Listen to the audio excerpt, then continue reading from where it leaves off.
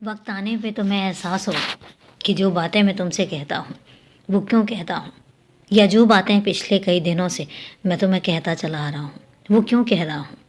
मैं तुम्हें किस बात के लिए आगाह करना चाहता था और मैं तुम्हें क्या चीज़ें देना चाहता था, ये आने वाले कुछ दिनों में तुम्हें बहुत जल्दी पता लग जाएंगी। और हाँ, नए साल में तो तुम्हें कुछ ऐसी बातें पता लगेंगी जो तुमने कभी सोची भी नहीं होगी। तुम चाहते हो ना, तुम बहुत कुछ पाना चाहते हो, और हकीकत बात बताऊं तो तुम डिजर्व भी करते हो। तुम चाहते हो और तुम्हारे साथ तुम्हें वो चीज़ें मिलनी भी चाहिए। और इसलिए मैं तुमसे कितने दिनों से ये चीज़ कह रहा हूँ कि तुम्हें निकट भविष्य में बहुत सारी ऐसी चीज़ें हैं जो मिलने वाली हैं। और इसी कारण से मैं हमेशा तुमसे कहता हूँ कि तुम मायूस मत होना।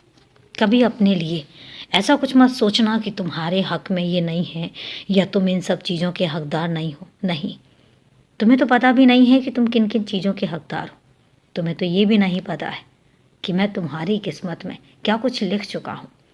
मैं नहीं मानता कि तुम्हारी किस्मत में किसने क्या लिखा है नहीं लिखा है, लेकिन हाँ, मैं इतना ज़रूर जानता हूँ कि अगर मैं निर्णय ले लूँ तो तुम्हारी किस्मत में क्या ऐसी चीज़ें हैं जो नामुमकिन हैं। मुझे पता है कई बार तुम शिकायत करते हो कि बाबा आप मुझे शिरडी नहीं बुलाते। तुम्हें पता है मैं खुद तुम्हारा इंतज़ार कर रहा हूँ। मैं इंतज़ार कर रहा हूँ तुमसे मिलने का।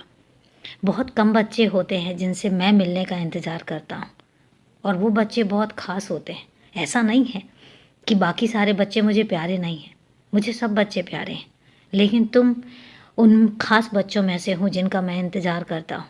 पता है क्यों? क्योंकि तुम साफ दिल हो। तुम्हारा रिश्ता किसी आडंबर से नहीं जुड़ा हुआ है, तुम्हारा रिश्ता किसी वहम से नहीं जुड़ा हुआ है। तुम मेरे साथ रिश्ता किसी टोने टोटके से करके नहीं करते हो, और ना ही तुम मेरे साथ रिश्ता किसी स्वार्थ के साथ जोड़ते हो।